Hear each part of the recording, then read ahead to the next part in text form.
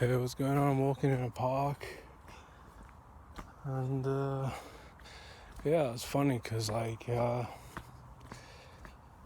place where I live, the supported accommodation, guy that I've mentioned before in recordings,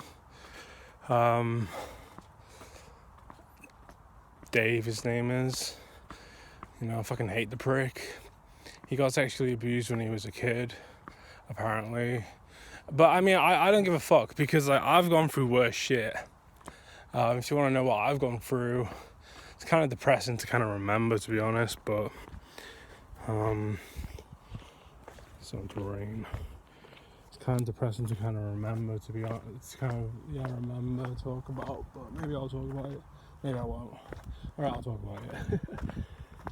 I suffered from penis pain on a number of fucking accounts, and sometimes excruciating. And there's one instance in particular that I remember that was really fucking excruciating, and it was like really fucking scary because it's like, I swear to God,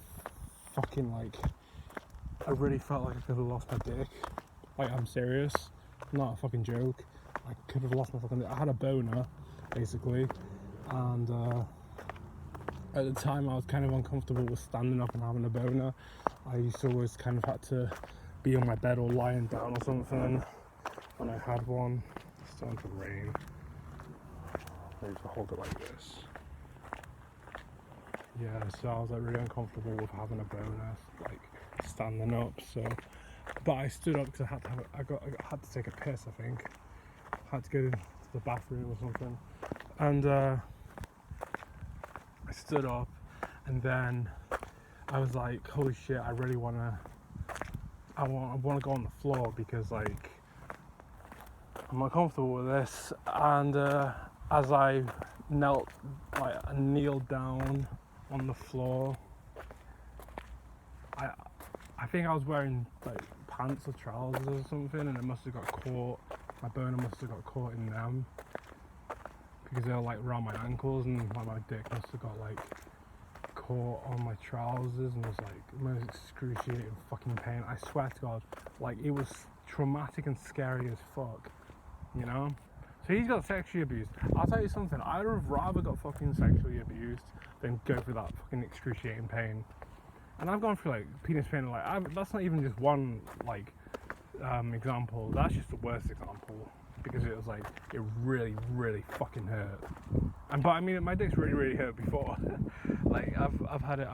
I don't want to go into it, but yeah, that was an instance where it was like, it was really fucking. It traumatized me. Like when I think about it, it makes me fucking depressed. You know, like, because it's like, it just feels like I just feel really vulnerable and kind of like, you know, fragile, and like, you know, I just want my dick to be okay, because like, if you lose your fucking dick, that's it. Do you know what I mean? It's like, suicide isn't as bad as losing your dick. I'd rather kill myself than fucking lose my dick.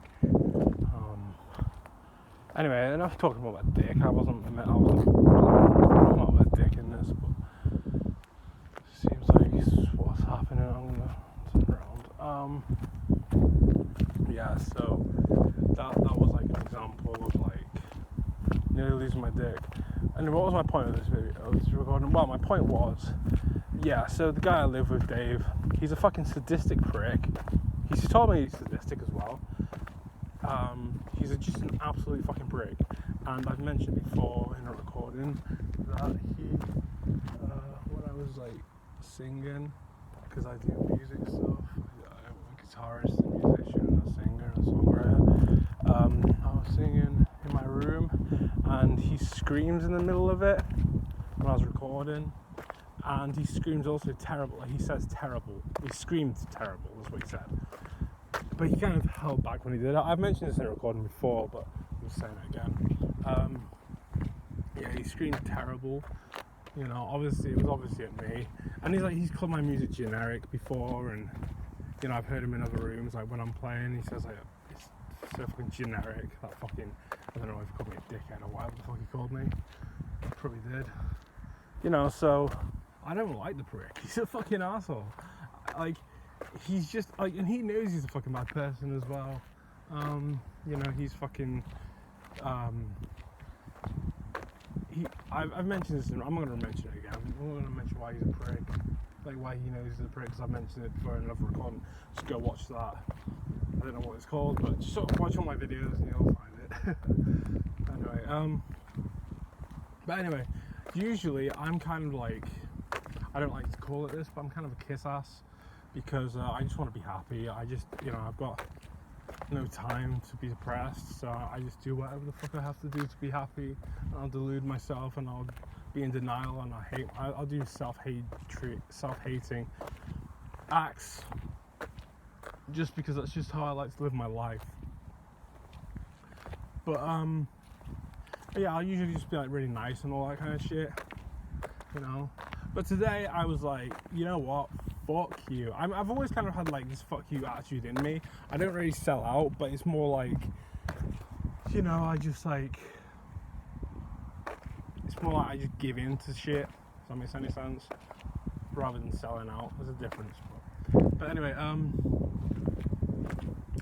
yeah, today I was just like, I saw him, but he saw me, he said hey or something, and me just being like in my own fucking world, I guess, I don't know, I wasn't really paying attention to it. I usually just kind of just go with the flow and don't really think, so I said hey back, and then after, in my mind I was like, what the fuck am I doing?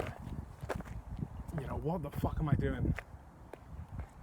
This prick, this motherfucker, I hate this motherfucker. So I said hey, and I was like, shit, why did I say that? Why did I talk to him? And I had music in my ears, so it was easy to ignore him as well. So I just ignored him.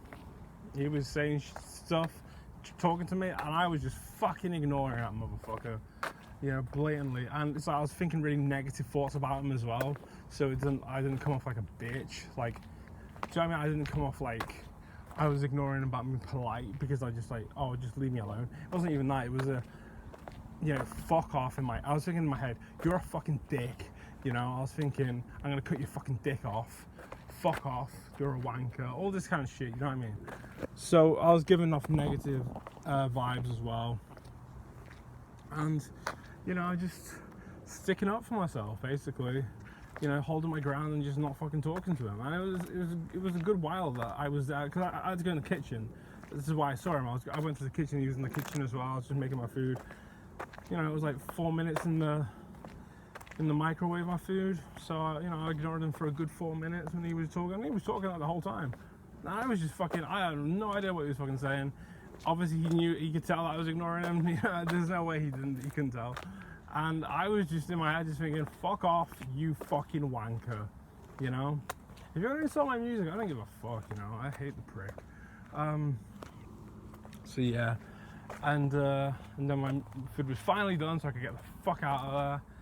And I wasn't thinking it like that. I kind of was, but I wasn't like running off or whatever. I know what I mean. I wasn't being a bitch, and you couldn't tell.